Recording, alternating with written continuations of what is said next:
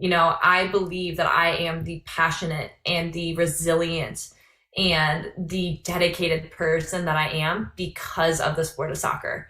And it is through soccer that every single day I get to express those characteristics of the things that I love the most about myself. And I've developed them through this sport.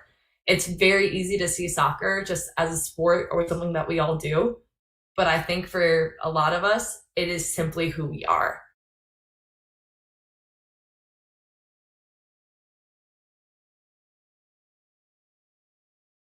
And this, as the story goes, I was a young kid with way too much energy that they did not know what to do. So I got into every sport I could imagine playing, and I actually used to hate soccer. I was the very prissy girl that hated being sweaty, that, didn't want to have anything to do with being outside on a hot summer day. But I am very competitive, not only with other people, but myself. So I don't know that I fell in love with soccer because of the game of soccer, but I loved seeing me get better at things. I loved, starting to juggle and getting four, and then the next day getting out there and getting seven. Just little step by step. And I realized then that this was a sport that I could do all that in.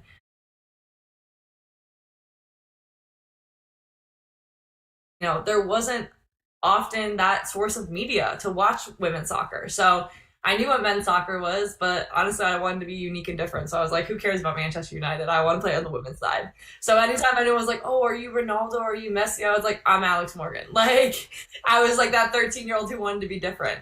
And so growing up for me, it wasn't necessarily, you couldn't see that. That wasn't a point of our lives where we could look back and have, sports pages just dedicated to the U.S. women's national team, the NWSL. So I think so much of it was great for me though, because it wasn't like I had a role model that I was chasing.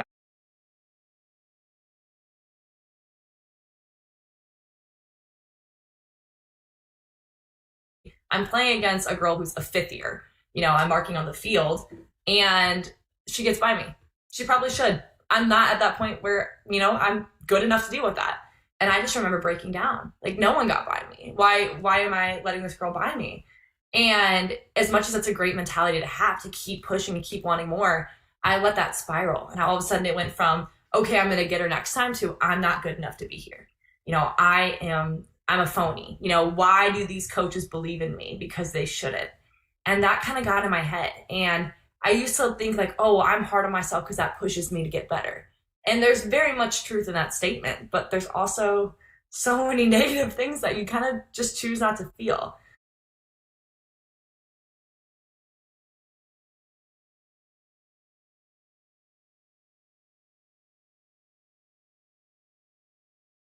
I wasn't even allowed to wear my jersey on the sideline because I couldn't play. And it was heartbreaking. But cheering on my team as we won the Big Ten tournament and we were able to pull out that win, I learned in that moment that soccer is not an individual sport.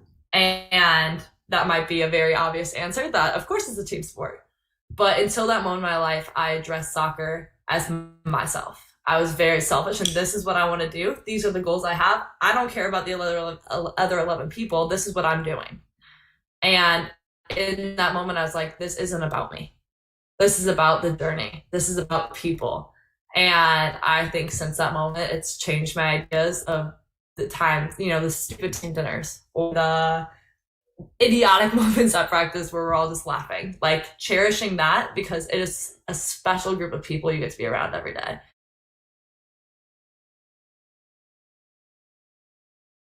Man, if 8-year-old me could find out right now that I'm the captain of a Big Ten university team, I have a Big Ten ring sitting on my desk right here. I have started every single game of my soccer career. Like, holy shoot, she would be proud of you, man.